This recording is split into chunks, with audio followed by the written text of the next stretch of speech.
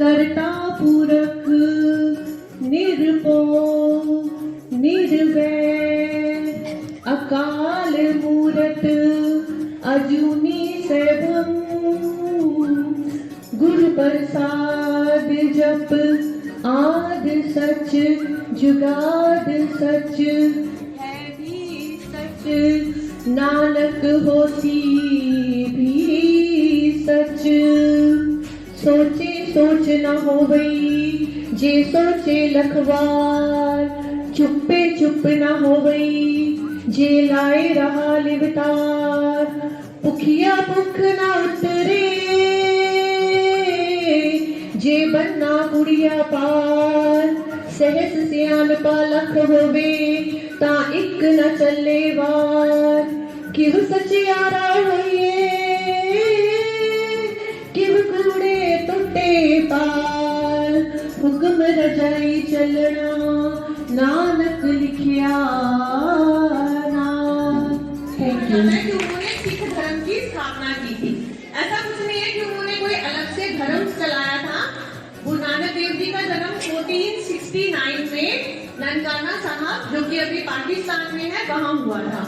और जब उनका जन्म हुआ था तो हिंदू मुस्लिम मतलब धर्म के को लेके बहुत सारे झगड़े वगैरह होते रहते थे। उस समय मुगलों का शासन था तो हिंदुओं पर भी और बहुत सारे धर्म के लोग जो थे आपस में लड़ते रहते थे। तो गुरु नानक देव जी ने एक ऐसा पंथ चलाया था जिसमें ऐसा कुछ पर्टिकुलर नहीं था कि ये धर्म मानेंगे ये चीज फॉलो करेंगे।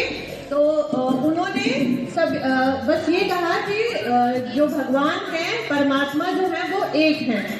उन्होंने एक ओंकार ये शब्द उनके मुंह से हमेशा निकलता था, इसी का वो जाप करते थे। एक ओंकार की जो परमात्मा है वो एक है यही बताते थे वो। और दूसरा वो बोलते थे किरत करो और तीसरा उनका होता था वंड छको। किरत करो मतलब कर्म करो, सबको कर्म करना है, बैठ के खाने को किसी को नहीं मिलना।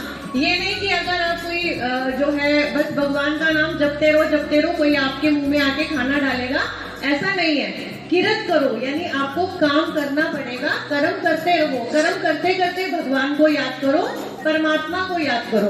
कोई ऐसा नहीं है कि अल्लाह को याद करना है पर्टिकुलर या किसी राम जी को याद करना है, ऐसा नहीं है। बस परमात्मा एक है, परमात्मा को याद करना है और वो निराकार है, उसका कोई आकार नहीं है, कोई रूप नहीं है, उसको निरंकार मानते थे वो।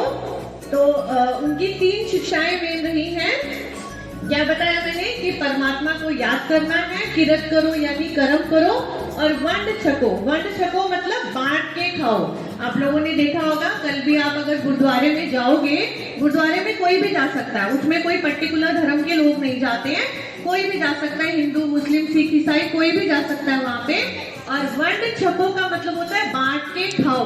जैसे आप लोगों को स्कूल में भी सिखाया जाता है शेयरिंग करना है कि आपका लंच होता है तो शेयर करके खाओ। और वहाँ भी यही है कि सब लोग एक साथ बैठते हैं, नीचे बैठते हैं, जिसको कि लंगर बोला जाता है, लंगर खाते हैं सभी लोग जो भी वहाँ जाते हैं। कल भी अगर किसी को टाइम मिले, आपके घर में कोई मना नहीं करे तो आप लोग जा सकते हैं, किसी भी गुरुद्वारे में जा सकते हैं और वहाँ उनको आप देख सकते हैं कि किस तरह से लंगर मिलता है और सब एक साथ मिलकर खाते हैं। सिखों का जो मेन जो ग्रंथ माना जाता है गुरु ग्रंथ साहिब, क्योंकि जब सिखों के 10वें गुरु गुरु गोबिंद सिंह जी हुए उनके बाद उनका कोई गुरु नहीं होता है।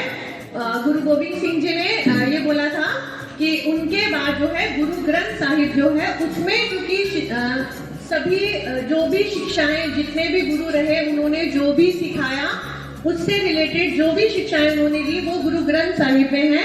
इसलिए अब आप गुरुद्वारे में जाते हैं तो वो लोग वहाँ पे गुरु ग्रंथ साहिब रखा होता है, उसी की पूजा करते हैं, उसको ही मत्था टेकते हैं, वो प्रणाम करते हैं उसको और उससे ही शिक्षाएं ग्रहण करते हैं। तो ये सब जो था कि गुरु नानक देव जी की जयंती इसलिए मनाई जाती है। और वो एक बहुत बड़े संत थे जिन्होंने भारत को जोड़ने का बहुत प्रयास किया। जब हिंदू मुस्लिम सिख ईसाई भारत को ही नहीं इवन उन्होंने बहुत सारी यात्राएं की। एशिया का नाम सुना हुआ है ना आपने? एशिया क्या है? एक महाद्वीप है, कॉन्टिनेंट है। और वो जो उनकी यात्राएं हैं उनको उदासियां कहा जाता है। और वो यात्राएं उन्होंने पैदल की थी। अभी अगर आपको यहाँ से रुड़की के बस स्टैंड तक जाना हो, शायद पैदल नहीं जा पाएंगे आप लोग, लेकिन उन्होंने एशिया के बहुत सारे देशों में, इवन उससे बाहर भी बहुत सारे देशों में उन्होंने पैदल यात्राएं की थी। तो इससे हमें उनके स्टेमिना का भी पता चलता है कि कितना स्टेमिना था उनमें। ठीक है, तो हमें गुरु नानक देव जी की जो भी शिक्षाएं हैं उनसे सीख लेनी चाहिए। उनके लिए मैं 2 शब्द जो उनकी वाणी है उसमें से बोलना चाहूंगी। एक ओंकार